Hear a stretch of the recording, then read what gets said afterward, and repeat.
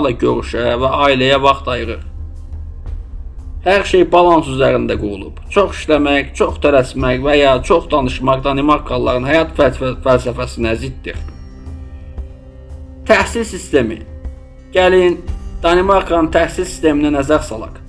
Danimarkada təhsil pulsuzluq və uşaqlar kiçik yaşdan bərabərlik, müstəqil düşüncə və qarşılıqlı hörmət prinsipləri ilə böyüyürlər. Məktəbdə müəllim və şagird dost kimidir. Sərt intizam yox, qarşılıqlı anlaşma əsasdır. Universitetlərdə tələbələr sərbəst düşüncə və analitik bacarıqlara önəm verirlər. Əzbərləmək yox, səbəbi anlamaq əsasdır.